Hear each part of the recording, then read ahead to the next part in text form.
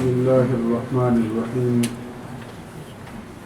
معزز و محترم حاضرین و سامعین، اللہ رب العزت کے فضل و کرم سے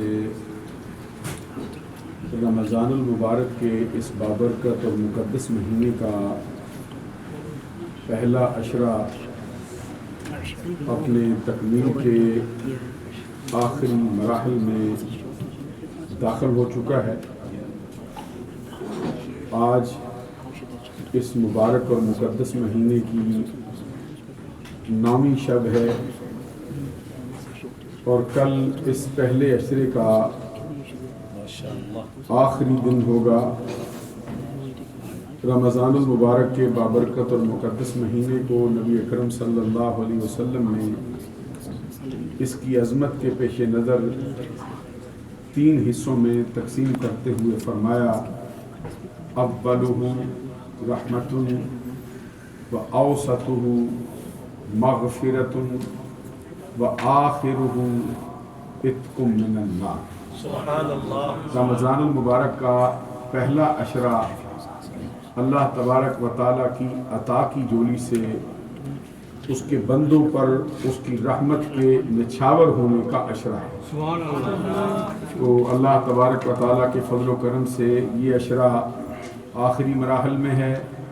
انشاءاللہ العزیز کل کا دن گزار کر جو ہے وہ مغفرت اور بخشش کا عشرہ شروع ہوگا. اللہ تبارک و تعالیٰ کی بارگاہ میں دعا ہے کہ جس نے اس عشرے کی تکمیل کی توفیق سے ہم کو مالا مال کیا ہے، وہ آخری اور درمیانی عشرے کے اندر بھی ہم کو اپنی برکتوں سے مالا مال. آمین. اور آخری عشرہ جس میں نبی اکرم صلی اللہ علیہ وسلم کا فرمان ہے وَآخِرُهُ عِتْقٌ مِّنَ النَّارِ. رمضان المبارک کے آخری 10 دن دوزخ سے آزادی کے آخری دن. اللہ تبارک و تعالیٰ پوری امت محمدیہ کو رمضان المبارک کے پورے مہینے کی تمام برکتوں سے مالا مال فرمائے. آج آپ کو معلوم ہے کہ جمعرات کی رات ہے اور اہل اسلام کے ہاں رات پہلے آتی ہے اور دن بعد میں آیا کرتا ہے. تو آج جس رات کا آغاز ہو چکا ہے یہ جمعۃ المبارک کی رات ہے. اس رات کی عظمت کا یہ حال ہے کہ بعض علماء نے، جن میں حضرت شیخ عبدالحق محدث دہلوی بھی شامل ہیں، جس میں حضرت عبد الرحمن ابن جوزی بھی شامل ہیں، جن میں حضرت امام احمد بن حنبل بھی شامل ہیں، اور بعض دیگر نظریات کے حامل افراد نے بھی اس کو اپنی کتابوں میں نقل کیا ہے کہ جمعے کی رات کو اللہ نے اتنی عظمت بخشی ہے کہ شب قدر کی بابرکت گھڑیوں سے بھی افضل ہے اور اعلیٰ ہے اور بہتر ہے.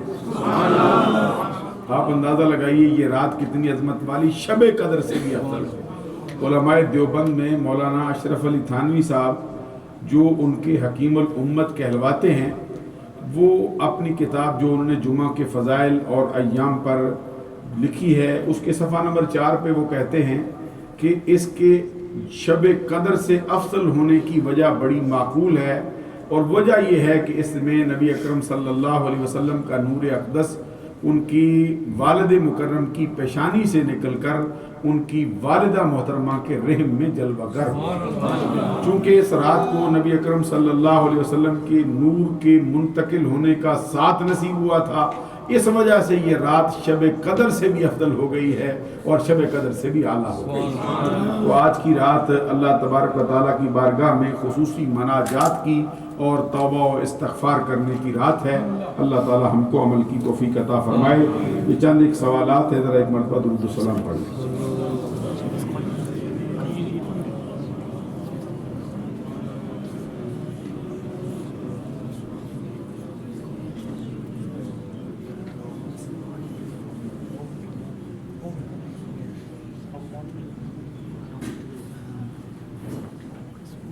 ایک مرتبہ درود و سلام پڑھ لیں.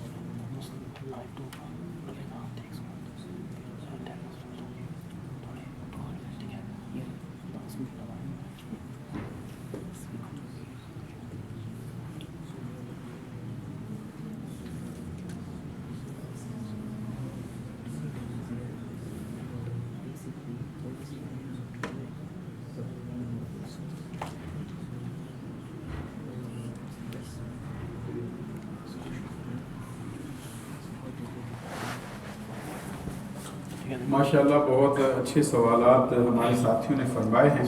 पहला सवाल ये किया गया है कि ऐसा फ़र्द जो मर्द भी ना हो और औरत भी ना हो, जिसको हमारी उर्दू ज़ुबान के अंदर कभी जो है वो ख्वाजा सरा कहा जाता है, कभी उसको मुखन्नसा कहा जाता है, इस तरह के अल्फाज उसके लिए बोले जाते हैं, जो ना मर्द होता है ना औरत होता है।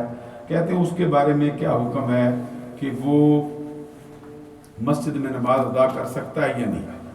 ये आपको मालूम है कि ख्वाजा सरा जो हैं वो अगरचे मर्द और औरत की दरमियानी कैफियत में होते हैं, लेकिन फिर भी उनको अल्लाह तबारक व तआला ने ये खुसूसियत अता की होती है कि बाद ऐसे होते हैं जिनका ज़्यादा उनका जो उनकी तबीयत और उनका सरापा जो है वो मर्दों से मिलता है, और बाद ऐसे होते हैं जिनका औरतों से मिलता है।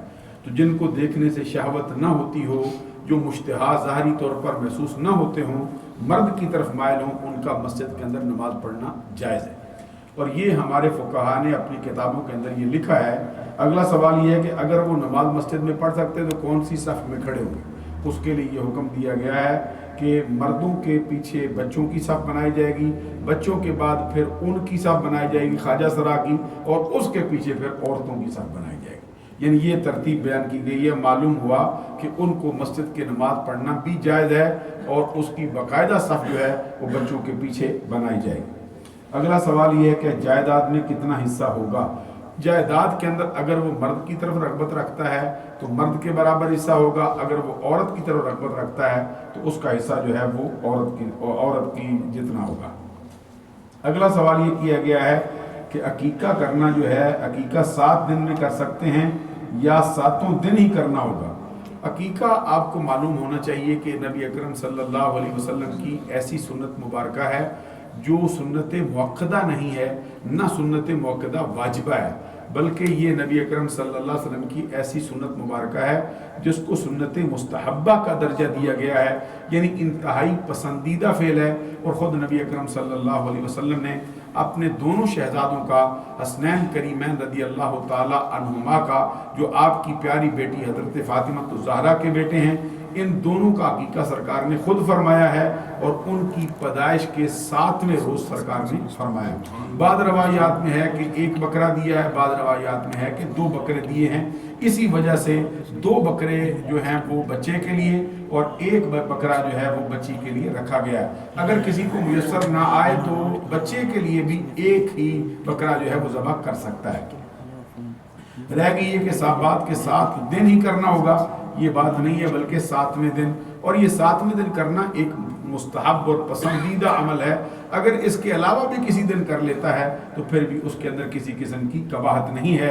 हाँ, अफजल ये है कि 7वें दिन किया जाए, और अगर उस 7वें दिन ना हो सके तो फिर अगले 7वें दिन, फिर अगर ना हो सके फिर अगले 7वें दिन, यानी बच्चे की पैदाइश का दिन याद रखा जाए, और जब 7वें दिन का हिसाब लगाना चाहे तो उससे 1 दिन पहले जो है वो उसका अकीका करे, ये 7वें दिन में शुमार होगा।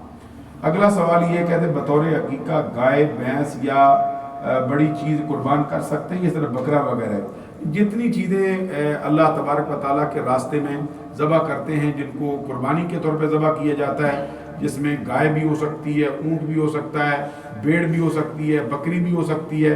जितनी चीज़ें कुर्बानी के लिए ज़बह करते हैं उतनी चीज़ें ही इसके लिए ज़बह की जा सकती हैं। गाय को अगर करता है तो उसके अंदर 7 हिस्से होंगे, और मिसाल के तौर पे ये है कि किसी आदमी के 3 लड़के हैं, 1 लड़की है, तो उसके लिए 1 ही गाय काफ़ी है। तो ये 7 हिस्से उसके अंदर रखे गए हैं। तमाम जानवर जो हैं उसके लिए जो कुर्बानी के लिए जायज़ हों, अकीका के लिए भी जायज़ है। अगला सवाल ये कहते हैं अगर 7 दिन के बाद अकीका दे तो शरन इसकी क्या हैसियत होगी। 7वें दिन के बाद अगर अकीका दें तो शरन इसकी हैसियत ये है कि ये नबी अकरम सल्लल्लाहु अलैहि वसल्लम की सुन्नत होगी और एक मुस्तहब अमल होगा जिस पे आप अमल पैरा हुए हैं, और बच्चे को अल्लाह तबारक व तआला अकीके की वजह से बहुत सी मुश्किलात से महफूज फरमाएगा। अगला सवाल ये कि अगर कोई अकीका अदा करने की हैसियत ना रखता हो तो उसके लिए क्या हुक्म है?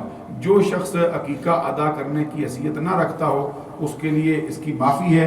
किसी किस्म की कोई कबाहत उसके ज़िम्मे नहीं है, कोई चट्टी उसके ज़िम्मे नहीं पड़ती है, किसी मामले के अंदर वो जो है वो मुर्दे इल्ज़ाम नहीं ठहराया जा सकता।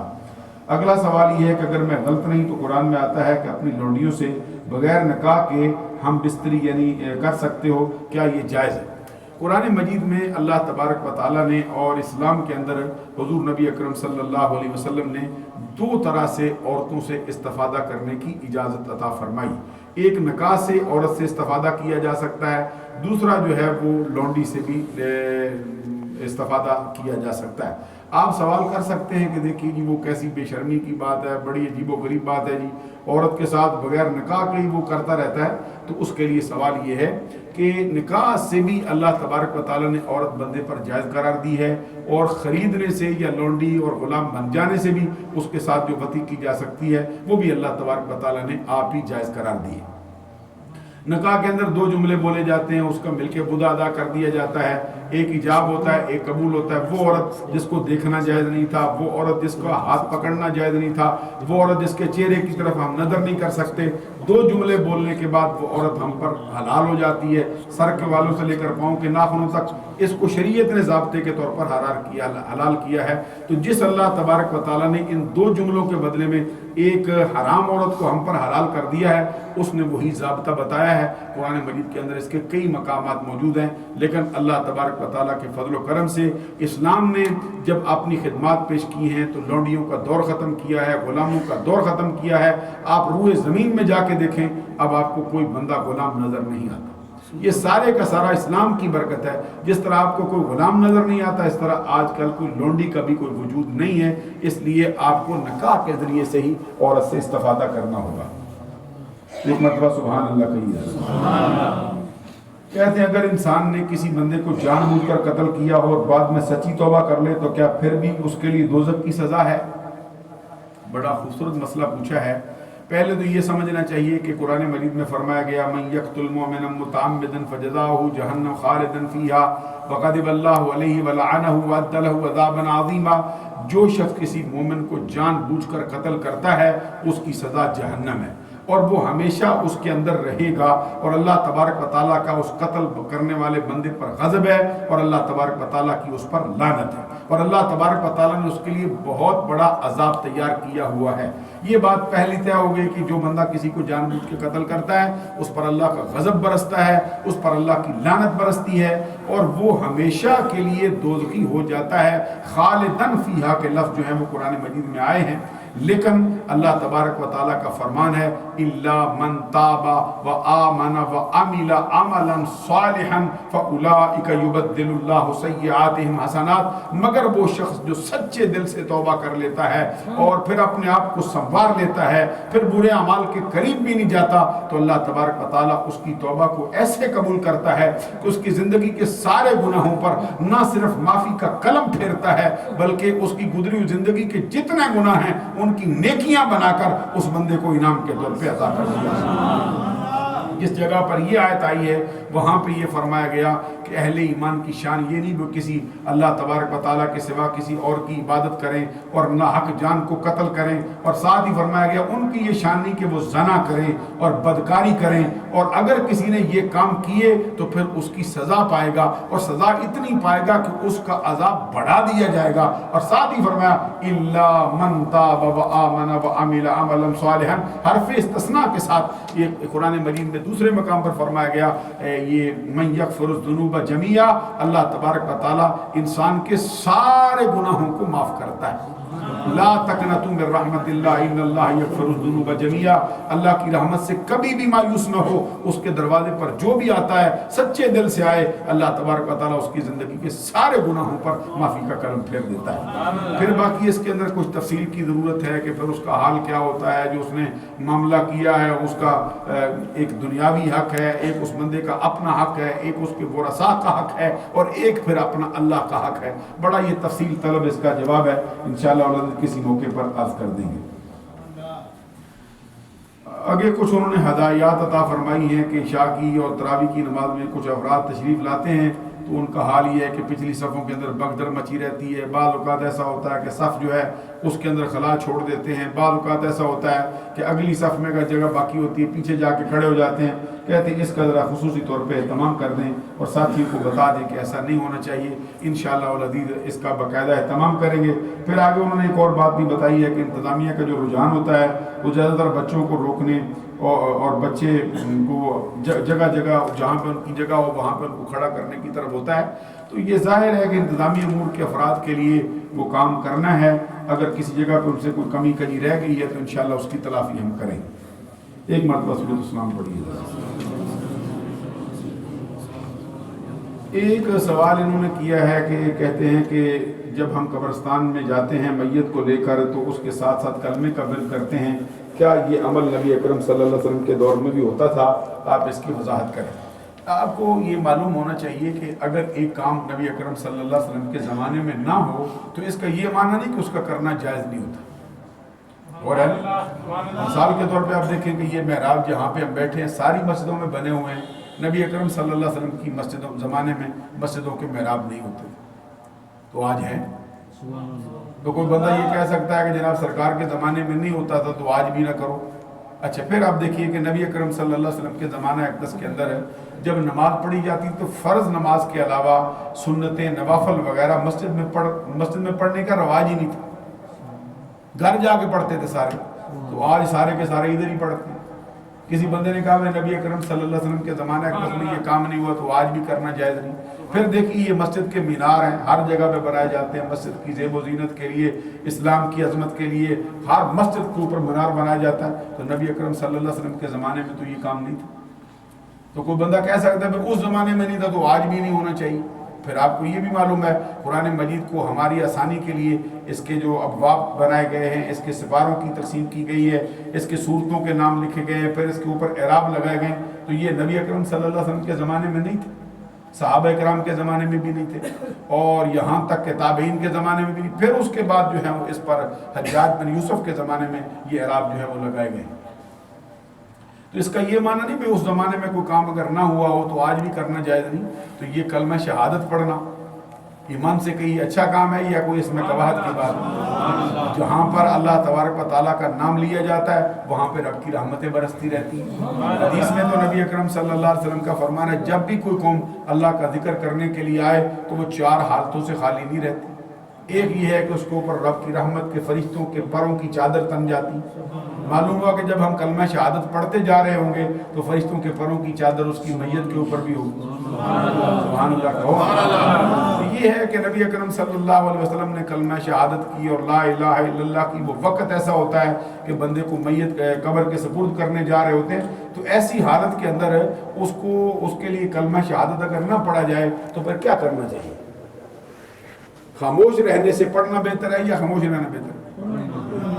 اس لیے یہ اس طرح کی اگر کوئی بندہ بات کرتا ہے کہ یہ سرکار کے زمانے میں نہیں تھا تو سرکار نے اگر تو اس سے منع کر دیا ہو تو پھر ہم رک جاتے۔ اگر سرکار دو جہاں صلی اللہ علیہ وسلم نے ہماری ثواب دید پہ چھوڑ دیا ہے کہ کرو تمہاری مرضی نہ کرو تمہاری مرضی۔ ایک حدیث میں سرکار دو جہاں صلی اللہ علیہ وسلم کا فرمان ہے الحلال بین والحرام بین، حلال بھی ظاہر کر دیا ہے حرام بھی ظاہر کر دیا ہے، اور جو درمیان میں رکھا گیا ہے ایک روایت میں فرمایا وہ مشتبہات ہیں، ایک روایت میں فرمایا اس کی معافی دے دی گئی۔ آپ اندازہ لگائی جو حلال تھا وہ بھی بیان کر دیا، جو حرام تھا وہ بھی بیان کر دیا، جس پر خاموش ہو گئی شریعت اس کے لیے فرمایا اگر کسی نے کیا ہے تو اللہ تبارک و تعالیٰ نے اس کی معافی دی ہے۔ تو اب ہم کہتے ہیں کہ معافی کا تو پروانہ پہلے جاری ہو چکا ہے، اگر یہ حرام فعل ہوتا یا ناجائز فعل ہوتا تو نبی اکرم صلی اللہ علیہ وسلم اس کو باقاعدہ طور پہ بیان کر دیتے۔ جب سرکار نے اس کو منع نہیں فرمایا تو آج کون بندہ منع کرنے والا ہو سکتا ہے؟ اور مل کر پھر بیٹھ کر اللہ کا ذکر کرنا، چلتے چلتے اللہ کے راستے میں ذکر کرنا۔ آپ دیکھتے کوئی بندہ کہتے کیسے ممکن ہے جی کبھی راستوں میں ذکر ہوتا ہے؟ تو آپ دیکھتے ہیں عید الاضحیٰ کی نماز پڑھنے آتے ہو، حکم دیا گیا اونچی آواز کے ساتھ پڑھو اللہ اکبر لا الہ الا اللہ اللہ اکبر۔ تو جن راستوں کے اندر اللہ کا نام ان لفظوں سے پڑھنا جائز ہے، انہی راستوں کے اندر اللہ تبارک و تعالیٰ کے لیے کلمہ شہادت بولنا کیوں جائز ہے؟ مجھے اگلا سوال کیا گیا، کہتے ہیں امام مہدی کے بارے میں جو حدیثیں آئی ہیں ان میں سے کوئی بیان کرتی ہیں کہ وہ بہت مشکل زمانہ ہوگا جب عیسیٰ علیہ السلام آئیں گے، یاجوج ماجوج آئیں گے، کچھ حدیثیں بیان کرتی ہیں بہت اچھا زمانہ ہوگا، ہر طرف امن ہوگا، تو کیا یہ حدیثیں آپس میں ٹکرا رہی ہیں؟ آپ اس کی وضاحت کریں۔ یہ سوال ذرا تھوڑا سا تفصیل طلب ہے، کیونکہ زمانے کی جو مناسبت ہے اس میں بہت سے ادوار مشکل بھی آئیں گے کہ اس سے بڑا مشکل وقت کون ہو سکتا ہے جب دجال کا نزول ہوگا، دجال آئے گا اور زمانے کو آ کے کہے گا کہ میں خدا ہوں مجھے مانو، تو یہ ایک انتہائی مشکل ترین دور ہے۔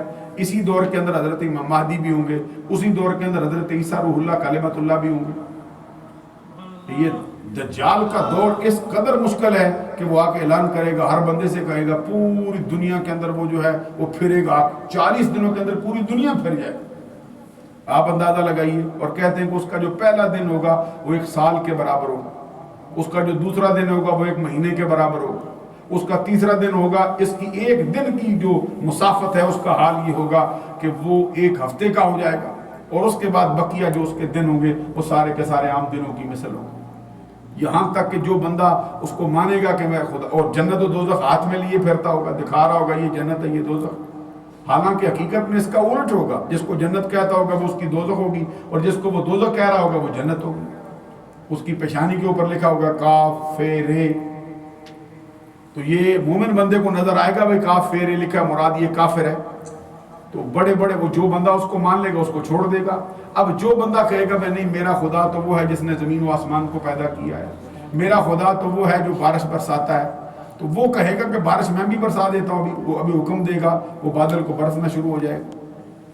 یہاں تک کہا گیا ہے کہ ایک بندہ اس کے سامنے آئے گا، وہ کہے گا تو خدا نہیں ہو سکتا کیونکہ میرے اللہ کی شانیں اور ہیں، اور کہے گا کہ اللہ کی شان یہ ہے وہ مارتا ہے زندہ کرتا ہے، تو وہ اس کو فوراً ہی تلوار سے مار دے گا، ایسے اس کے سر کے اوپر تلوار مارے گا، پاؤں تک چیر کے چلی جائے گی، اس کا ایک حصہ پکڑ کے ادھر پھینک دے گا، ایک حصہ پکڑ کے ادھر پھینک دے گا، اور اس کے درمیان میں سے پھر چلے گا اکڑ اکڑ کے، جس طرح بندے چلتے کبھی ادھر کبھی ادھر جائے گا، اور پھر لوگوں سے کہے گا دیکھنے والوں سے آؤ دیکھو میں خدا ہوں، میں اس کو کیسے زندہ کرتا ہوں، پھر اس کو پکڑے گا ادھر سے ایک حصہ اس کا ایک حصہ اس کا اکٹھا کر کے ملا کے اس کو زندہ کر دے گا، اور جب اس کو زندہ کرے گا پھر لوگوں سے کہے گا دیکھو یہ مارا تھا میں نے، ابھی میں نے زندہ کر دیا اب تو مانو، اس بندے سے کہے گا اب بول، وہ کہے گا مجھے سمجھ آ گئی ہے، سرکار مجھے خبر دے کے جا چکے ہیں اس سے پہلے، سرکار کا فرمان ہے کہ 1 مرتبہ مار سکتا ہے پھر نہیں مار سکتا، اب تیرا دور میرے اوپر نہیں چل سکتا، کہتے پھر تلوار مارنا چاہے گا، لیکن اس کی جو گردن ہے اس کا جو سر مبارک ہے اسی طرح سخت ہو جائے گا جس طرح پیتل یا تانبے کی دھات ہوا کرتی، اس کی تلوار واپس اس کی طرف لوٹے گی، اس پر کوئی اثر نہیں ہوگا۔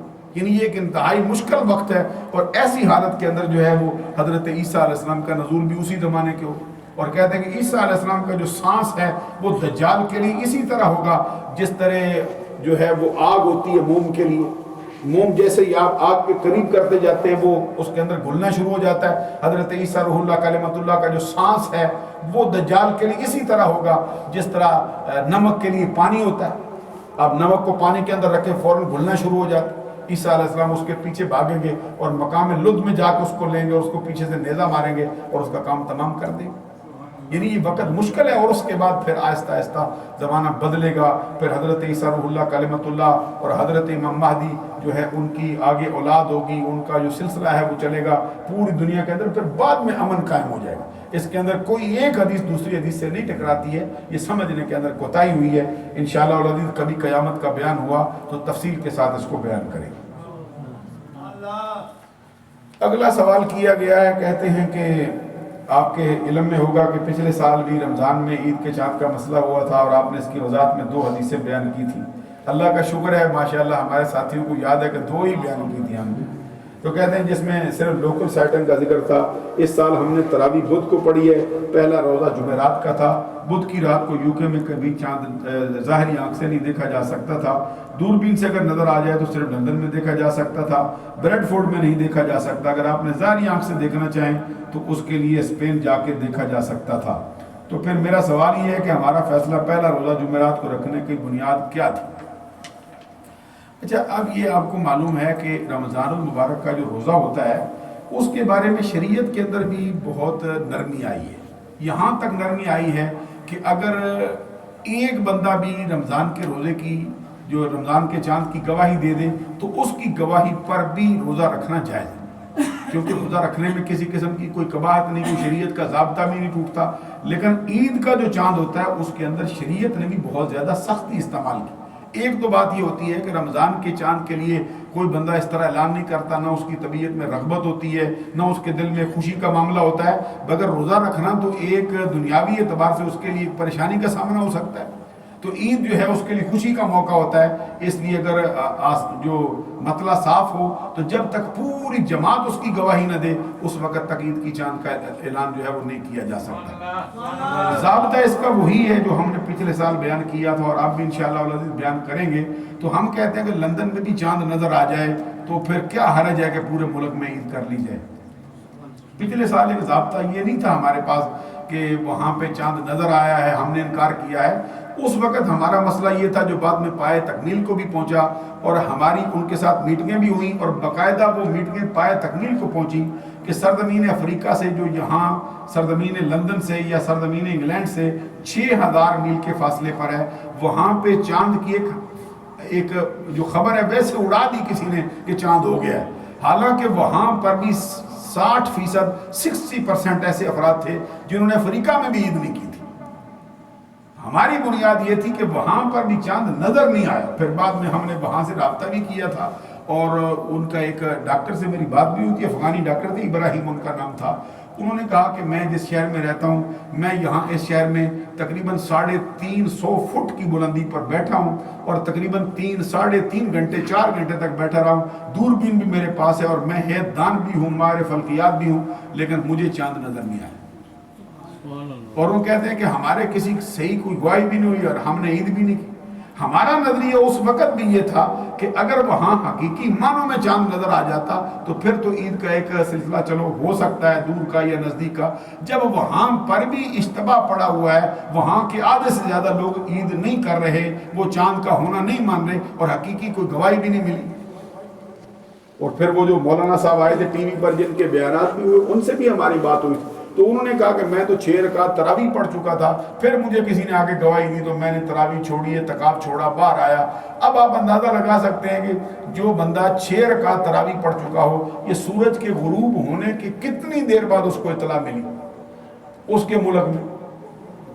تو یہ ہمارا یہ نظریہ ہے کہ اگر حقیقی معنوں میں چاند دکھائی دے اس پر گواہیاں بھی ہو جائیں تو پھر جس کا فیصلہ علماء کریں، یا یہ چونکہ ایام حرج ہیں یا یہ ہے کہ یہاں کے ملکوں کے اندر اس طرح آسانی نہیں ہوتی، تو اگر یہ علماء کا متفقہ فیصلہ ہو جائے تو پھر عید کرنا جائز ہے، بشرطے کہ چاند حقیقی معنوں میں کسی کو نظر آیا ہو اور وہ شریعت کے ضابطے پر اس کی گواہی پوری اترتی.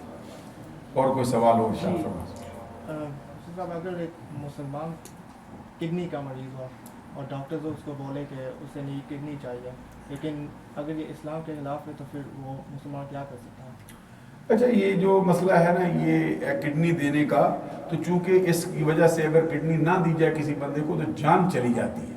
تو جان چلے جانے کی وجہ سے قرآن مجید کا یہ فرمان ہے جہاں پہ ذکر کیا فلاں چیز حرام ہے، فلاں چیز حرام ہے، فلاں چیز حرام ہے، یہ وہاں پہ فرمایا فمن اضطر غیر باغ ولا عاد فلا اثم علیہ. پھر وہ شخص جو مجبور کر دیا جائے، نہ وہ حد سے بڑھنے والا ہو نہ وہ سرکشی کرنے والا ہو، یعنی جان بچانے کی خاطر اگر یہ کام کرتا ہے کڈنی دینے کا یا لینے کا تو یہ اسلامی شریعت کی روح سے جائز ہے. ایک آدمی کا وضو ہو تو کوئی چیز وغیرہ کھا لے یا ڈرنک پی لے، بعد میں پوری کر لے تو پھر اس کو وضو یہ وضو جو ہے میں پہلے بتا چکا ہوں آپ کو. میں تو جو ہم یہ ابھی آتے ہیں پانی تو پیتے ہیں ترابی میں، لیکن یہ ڈرنک اور لوکوزیڈ وغیرہ یہ پینا جائز ہے؟ اچھا، وضو جو ہے اس پر کسی قسم کا اثر نہیں پڑتا ہے، نہ کوئی چیز کھانے سے نہ کوئی چیز پینے سے. البتہ یہ ہے کہ بعض اوقات منہ کے اندر چکنائی رہ جاتی ہے، تو چکنائی جو ہے وہ حالت نماز کے اندر بندے کو تنگ کرتی رہتی ہے، ایک ناپسندیدہ فعل ہے. اس لیے ضرور ہے جب چکنائی والی کوئی چیز لیتا ہے تو وہ نماز پڑھنے سے پہلے ذرا کلی کر لے یا تھوڑی دیر اس کا انتظار کر لے. اور اگر میں غلط نہیں تو عائشہ رضی اللہ تعالیٰ عنہ سے روایت ہے کہ کسی نے ان کو بولا تھا کہ اونٹ کا عقیقہ کر لیتے ہیں، عقیقے کو اونٹ کو بطور عقیقہ پیش ذبح کرتے ہیں، وہ انہوں نے منع فرمایا تھا. کیا اس کی کوئی وجوہات ہو سکتی ہیں، لیکن چونکہ جو چیز قربانی کے لیے جائز ہے وہ اونٹ کے لیے بھی جائز، جو چیز قربانی کے لیے دی جا سکتی ہے وہ ہمارے ہاں جو ہے وہ عقیقہ کے لیے بھی دی جا سکتی ہے. کیونکہ اونٹ ذبح کرنا بھی تقرب اللہ ہے، گائے ذبح کرنا بھی تقرب اللہ ہے، اور بکرا ذبح کرنا بھی تقرب اللہ ہے. سب کو معلوم ہے کہ اونٹ کا گوشت بھی کھایا جاتا ہے، وہ بھی ایک قیمتی چیز ہے، اس کا خون بہہ رہا ہے. تو جس طرح اس کی قربانی جائز ہے اس طرح اس کا عقیقہ بھی جائز ہے. اور کوئی سوال ہو شاید فرما سکتے. سبحان ربک رب العزت عما یصفون وسلام علی المرسلین والحمد للہ رب العالمین. الہی رات گئے تک افراد نے تشریف رکھی ہے، الہی ان کی اس محبت کو، ان کے اس حوصلے کو اپنی بارگاہ میں قبول فرما. الہی محض اپنے فضل و کرم سے، اپنی عطا سے، رمضان کے پہلے عشرے کی برکتوں سے ہمارا دامن مالا مال فرما. الہی ہر رات تو اپنے محبوب کے امتی 10 لاکھ کی تعداد میں دوزخ سے آزاد فرماتا ہے، ہمیں بھی ان میں شامل فرما. الہی جن کا داخلہ تو اپنے کرم سے جنت میں فرماتا ہے، ہمیں بھی اپنے کرم سے اس میں شامل فرما. الہی ہمارے والدین کی بخشش فرما، الہی ہماری بخشش فرما. صلی اللہ علی حبیبہ محمد و آلہ و اصحابہ.